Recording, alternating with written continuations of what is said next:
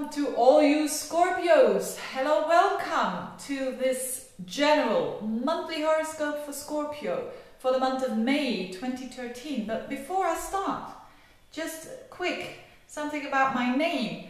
A lot of clients ask me how to pronounce my name. Well, it is Veerle. It's a typical Flemish name, it's very common. But to say that in English, most English people who speak English, they say Veerle, and the French ones, they say Veerle. So it is actually Veerle. Now, having said that, let's explain your monthly horoscope, because this is all about you Scorpios, and I think you're gonna like it. You're gonna like it, the month of May, because there's a Scorpio team going on here. There is this Caput Algol team I want to talk about. There is 2 eclipses, very important for you as well, because it's in your opposite sign, one of them. And then there is a Pluto Uranus square on the background. We'll talk about that as well. But first of all, there is this, at the 10th of May, there is a solar eclipse. So there is a new moon, a new beginning at 19 degrees of Taurus. So the sun and the moon will conjunct each other. But more important, also, or not more important, also as important, is that Mercury and Mars are also conjuncting that solar eclipse. So why is that important? Because in traditional astrology, so in modern astrology, your ruler is Pluto.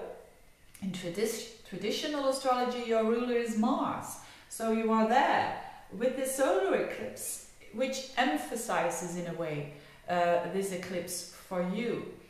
And it is in the sign of Taurus, so it's an energy of slowing down everything. And it's in your 7th house. It's the house of relationships. It's the one-to-one house, our clients, our business partners, and our significant other in our life. So I think I talked about that quite a while, because this topic is really going on for Scorpios. There was another eclipse last year, I think in November, if I'm not wrong, also about on the axis of the 1st and the 7th house, was in your sign.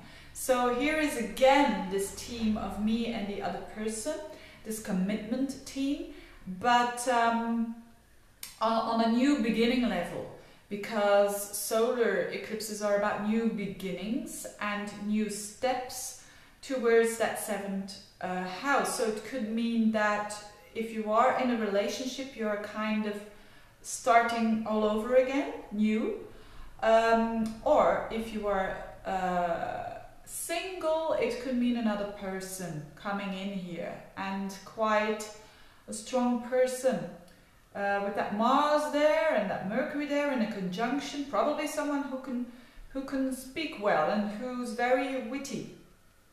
And but if you are in a bad relationship, it could also mean the end now, around that time, around the 10th, especially with Mars there. Mars is really wanting to take action when it considers your 7th house stuff. So so yes, very interesting for Scorpios. And towards the 21st of May, we have the Pluto-Uranus square in an exact position. Now, I don't really believe in the fact that when Pluto-Uranus square is exact, the angles are exact, then all of a sudden something happens. In my opinion, it doesn't work that way. In my opinion, people mostly feel that long before the square is exact.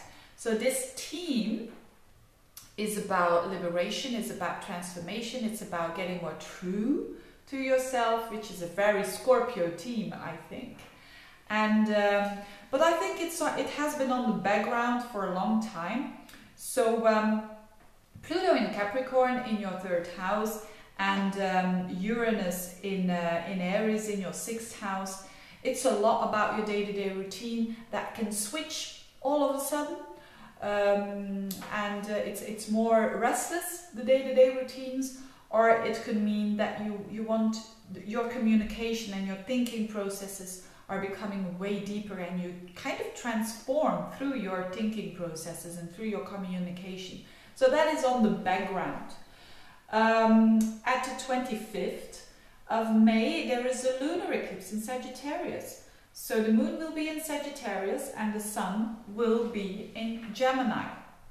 And this highlights the 2nd house and the 8th house. 8th house, very Scorpio house. So what is this all about? I think it has to do with your self-worth, your confidence.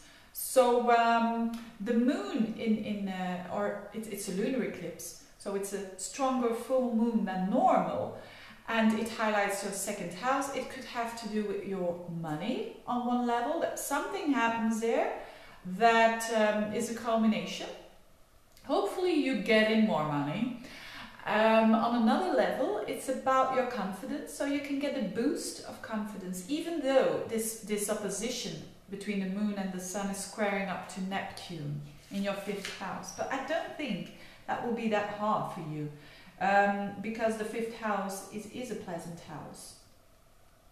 And but I think that things will come to a culmination when it considers things that you have been doing to gaining more self-worth, to become more stronger person. And Scorpios are already strong in itself, and you really want to master that even more, especially also with the Pluto-Uranus square.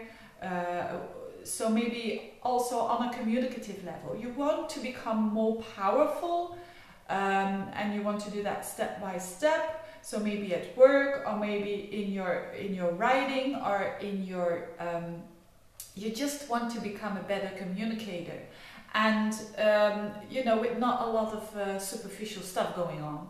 So you want to come to the core, and that is good. Now so these are all very interesting, and I think very fresh and new things coming in, and some older stuff being continued, like the Pluto-Uranus square. But there's just one but, and that is a Caput Algol story I wanted to talk to you about. And what is that Caput Algol? It's a fixed star, and I think the word alcohol is derived from Caput Algol, and it's a fixed star at 25-26 degrees of Taurus, and it's about it symbolizes, or it signifies losing one's mind. And it is so important for you Scorpios, this information. Why? Because your ruler Mars is going to be conjunct that Caput Algol around 25th. So just keep in mind that around these days, the 24th, 25th, 26th, if you're thinking of, hey, I'm losing my mind here, just take one step back and you'll be fine. You'll be able to control the situation more afterwards. So for you, it has to do with relationships, because you will have that solar eclipse at first around the 10th.